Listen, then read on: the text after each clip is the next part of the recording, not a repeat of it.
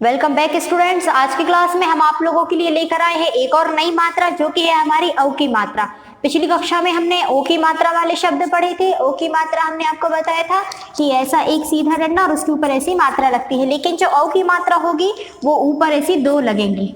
ठीक है, तो औ की मात्रा वाले आज हम कुछ शब्द पढ़ने वाले हैं और देखेंगे कि उनका जो उच्चारण होगा वो इस मात्रा के साथ कैसा होगा। शुरू करेंगे तो ये लिखा है पा, इसको ओ की मात्रा जैसे ही हम लगाएंगे यहाँ पर, और धा में आ की मात्रा धा। तो पा में औ की मात्रा होता है पौ और धा में आ की मात्रा धा, तो क्या हो जाएगा पौ धा।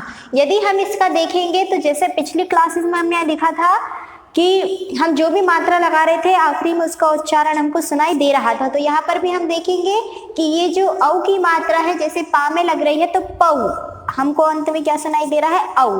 पा और औ को मिला के क्या बन रहा है पौ। फिर धा में आ की मात्रा धा हो गया पौधा। यहाँ पर हा, था में औ की मात्रा थाऊ, था में औ की मात्रा क्या होगा थाऊ, और ड़ा में बड़ी की मात्रा ड़ी, तो ये क्या हो जाएगा हा थाऊ और ये डी हथौड़ी।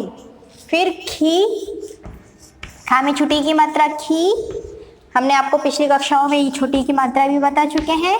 आ में ला में औ की मात्रा लव और ना में आ की मात्रा ना, तो ये क्या हो जाएगा ला में औ की मात्रा क्या हो जाता है लव, ला में औ की मात्रा लव, तो ये खी लव ना खिलौना।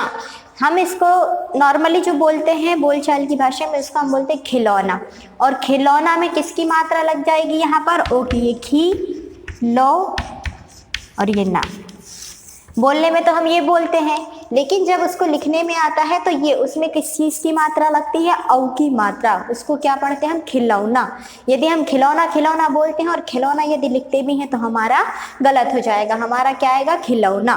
तो थोड़ा सा हमको अपने शब्दों को भी स्पष्ट करना है, उनको सही तरीके से बोलना सीखना है ताकि हम सही तरीके से शब्दों को बोलें, उनका सही उच्चारण करें ताकि हम उनको सही तरीके से लिख पाएं। यहाँ पर देखेंगे नौ, इक्का और ये रा, तो ये क्या हो जाएगा ना में औ की मात्रा होता है नौ का और रा, तो क्या हो जाएगा नौकर।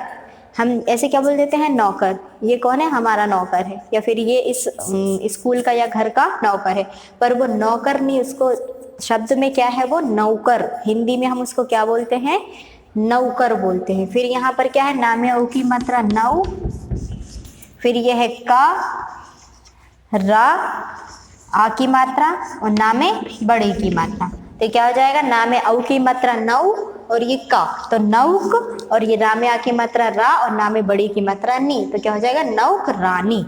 ठीक है, तो इस तरीके से हम लोग क्या करते हैं, कई बार जो औ की मात्रा वाले शब्द होते हैं उनको जब हम बोलते हैं तो उसमें केवल ओ की मात्रा का ही हम लोग प्रयोग करते हैं, तो हमको उसमें ओ की मात्रा नहीं बल्कि शब्द को जैसे लिखना है हमको उसको पढ़ना भी वैसे ही है ताकि हम उसको सही तरीके से लिख सकें। यहाँ पर कुछ और शब्द हम देख लेंगे औ की मात्रा वाले, जैसे शा में औ की मात्रा शौ और क, तो ये हो जाएगा शौक। बा में औ की मात्रा बौ, ना में आ की मात्रा ना बौना।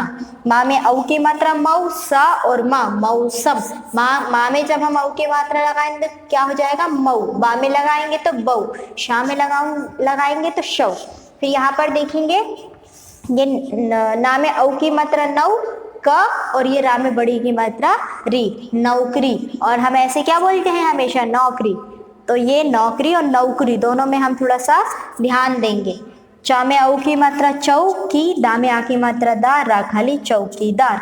इस प्रकार से यहाँ पर शायद मैंने जितने भी शब्द लिखे हुए हैं उनको हम अधिकतर किसकी मात्रा में बोलते हैं ओ की मात्रा में बोलते हैं, और जब हम लिखते हैं तब भी हम ओ की मात्रा में ही लिख देते हैं, तो क्या हो जाता है हमारा गलत हो जाता है। तो अब से हम थोड़ा सा ध्यान देंगे कि ओ की मात्रा और आई की जो औ की मात्रा होती है उन दोनों में क्या फ़र्क होता है, जब हम उनको लिखते हैं तो कैसे लिखते हैं और जब हम उनको पढ़ते हैं तो उनका उच्चारण क्या होता है। तो अब से ध्यान देना है कि जो ओ की मात्रा होती है वो क्या होते हैं और जो औ की मात्रा वाले शब्द होते हैं उनमें औ की मात्रा कैसे लगती है। फिर मिलेंगे हम नेक्स्ट वीडियो में नए टॉपिक के साथ। Thank you.